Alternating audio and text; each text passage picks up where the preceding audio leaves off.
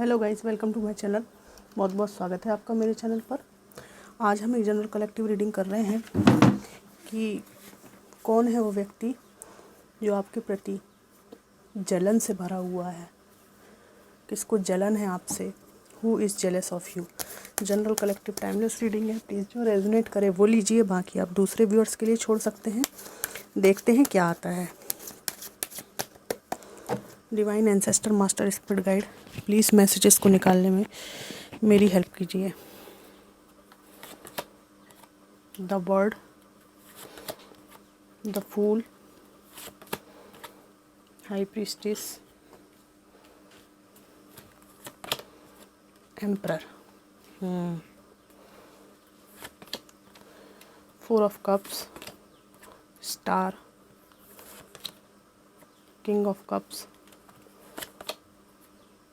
6 of suits, bottom of the deck है 2 of pentacles. सबसे पहला व्यक्ति तो यहाँ पर मैं आपको बताऊँ, एक ऐसा इंसान है जो बहुत ही ज़्यादा ईगोइस्टिक है। अपने इशारों पे सबको नचाने का इनको शौक़ है। ओल्ड एज की तरफ ये हो सकते हैं, या इनका ऐसा नेचर है कि परिवार के मुखिया हो सकते हैं, कोई फादर फिगर, किसी के जेठ, इस तरह की बात है। या किसी के कोई फीमेल भी हो सकती हैं जो बहुत डोमिनेटिंग है, या कोई मेल हो सकते हैं ये। और इनका ये रहता है कि मैं जो कहूँ वो पत्थर की लकीर है।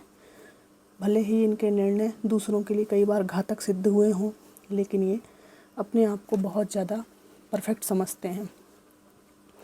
यहाँ पर एक व्यक्ति ऐसा भी है जिसको लगता था कि आप हमेशा ही इसके पास रहेंगे, कभी भी इनको छोड़ के नहीं जाएंगे, और आपकी जो दुनिया है, इनका जो एरिया है, इनका जो ऑरा है, उसमें ही कैद रहेगी। आपको ये फ्रीडम नहीं देंगे। इनकी जलन का कारण ये है कि आपने न केवल इनसे फ्रीडम पाई, बल्कि लाइफ में रिस्क लेकर बाहर निकले हैं और अपनी ग्रोथ पर ध्यान दिया है। और आपने इन पर विश्वास करने की जगह एक अदृश्य शक्ति डिवाइन पर विश्वास किया और आगे बढ़ गए हैं।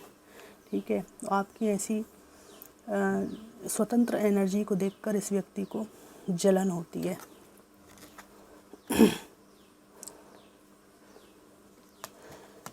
यहाँ पर एक फीमेल भी मुझे दिख रही हैं जिनका ऐसा नेचर है कि अपनी बातें ये छुपा कर रखती हैं, बताती नहीं। ये कोई ऐसी महिला हो सकती है जिसका आपके परिवार में हस्तक्षेप हो, सीक्रेटिव है, आपकी सब जानकारी ले लेती है पर अपना सब कुछ आपके सामने ओपन नहीं करती है। ये एक मैच्योर वूमेन है जिसकी एज 35 साल से ऊपर है। परिवार में ही कोई महिला हो सकती है। यहाँ पर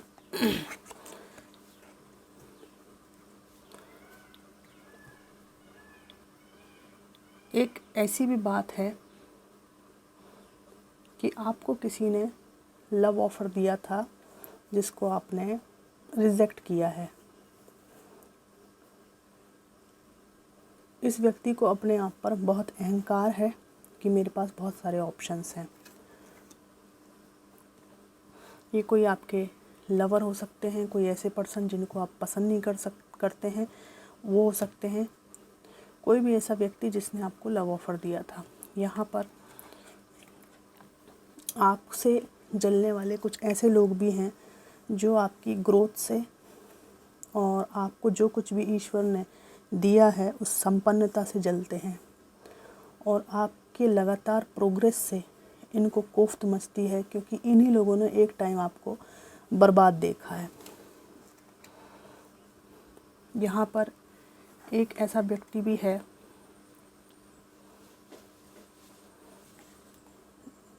जिसकी बॉसी टाइप की एनर्जी है। ये एक तरफ आपके ऊपर नज़र रखते हैं, आपको परखते हैं, दूसरी तरफ आपको प्यार का कप भी देना चाहते हैं। लेकिन बात ऐसी है कि इनको खुलकर आपके सामने नहीं आना है, और इसी व्यक्ति से आपने पास्ट में वॉक अवे किया है, दूर गए हैं आप। तो इनकी जलन का कारण ये है कि आपको ये कितना भी दूरबीन से देखें, लव ऑफ़र देना चाहें, आप अपनी मस्ती में मस्त हो गए हैं, आपको इनसे कोई मतलब नहीं है, फ्रीडम वाली एनर्जी आपकी है। और इनकी जलन का कारण ये है कि आपको ये बिल्कुल भी कंफ्यूज नहीं देख रहे हैं, फोकस्ड देख रहे हैं, जबकि आपके ये जो जलने वाले व्यक्ति हैं ये 2 सिचुएशन में आज भी फंसे हुए हैं, परेशान हैं ये। तो इनको ऐसा लगता है कि मेरी ज़िंदगी आज भी ऐसी उलझी हुई है और ये मज़े कर रहा है या कर रही है।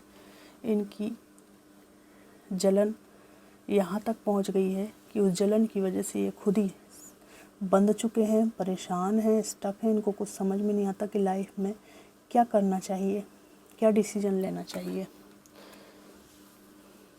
ये फीमेल जो है ना, एक ऐसी महिला हो सकती है परिवार में जो अब परिवार में अपनी हकदारी चाहती हैं।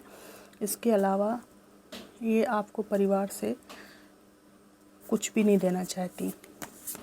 ये किसी की, कुछ केसेस में हो सकता है ननंद है किसी की, और कुछ केसेस में ये आपके पर्सन के साथ इन्वॉल्व कोई महिला है।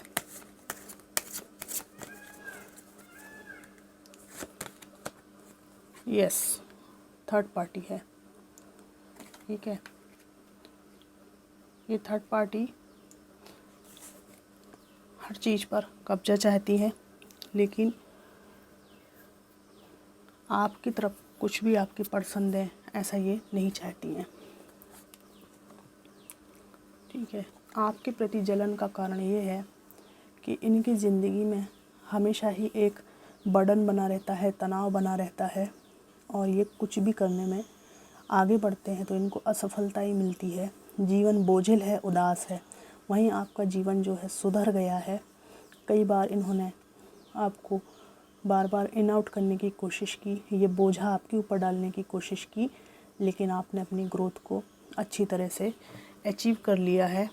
और ये व्यक्ति आज भी परेशान है, स्टक है, ठीक है। मैं डिवाइन के कुछ मैसेजेस निकालना चाहूँगी कि ये सब जो भी स्थितियाँ हैं, जो भी आपका अभी वर्तमान जीवन है, इसके बारे में डिवाइन आपको क्या कहना चाहते हैं। डिवाइन प्लीज़, मेरे व्यूअर्स को कुछ मैसेजेस चाहिए आपकी तरफ से, प्लीज़ गाइडेंस दीजिए। Thank you, thank you. Trust, ईश्वर कह रहे हैं कि आपको खुद पे और आप जिनको भी मानते हैं इन 2 ही व्यक्तियों पे ट्रस्ट करना है, ठीक है। यहाँ पे क्या पता कैसे निकलती मेरे मुंह से ये बातें। ये आप हैं और ये आपका इनर सेल्फ है, ये डिवाइन ऑरा है, ठीक है, डिवाइन है। खुद पे विश्वास करना है और डिवाइन पे। सबसे ज़्यादा ट्रस्ट आपको सिर्फ 2 ही लोगों पे करना है। डिवाइन कह रहे हैं इफ़ यू बिलीव, ठीक है। अगर आप सच में किसी को मानते हैं, ईश्वर, अल्लाह, वाहे गुरु, तो उनके ऊपर आपको ट्रस्ट करना पड़ेगा। फॉरगिवनेस, ईश्वर कह रहे हैं जो कुछ हुआ उसको चूल्हे में जाने दो, ठीक है, फेंको उसको, आगे बढ़ो, माफ़ करो उन लोगों को, छोड़ो जो कुछ हुआ। With in the next few months आपकी जो कुछ भी उन्नति है, विकास है, जो स्टक हो रखा है, जो कुछ भी आपकी विश है, वो अगले कुछ महीनों में पूरी हो सकती है। बट आपको ये जो काम है, ट्रस्ट और फॉरगिवनेस, ये करना पड़ेगा। आप में से कई लोगों के जीवन में रोमांस आ सकता है। डिवाइन कह रहे हैं कि अगले कुछ महीनों में अगर आपकी चाहत नए जीवन साथी की या पार्टनर की है तो वो अगले कुछ महीनों में पूरी हो सकती है। लास्ट कार्ड निकालूंगी। Within the next few weeks, even कुछ लोगों के लिए रोमांस जो है कुछ हफ्तों में आ सकता है। जो भी आपकी विश है वो कुछ हफ्तों में पूरी हो सकती है। इस तरह की बात यहाँ पर है, पर आपको ट्रस्ट करना होगा और बिलीव करना होगा कि सब कुछ मेरी लाइफ में अच्छा होगा और जो कुछ हुआ उसे छोड़ना होगा, लेट गो करना पड़ेगा आपको।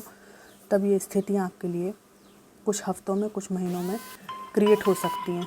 तो फ्रेंड्स, ये थी एक जनरल कलेक्टिव रीडिंग, और ये आपको कितनी अच्छी लगी, कैसी लगी, ज़रूर बताइएगा। Thanks for watching.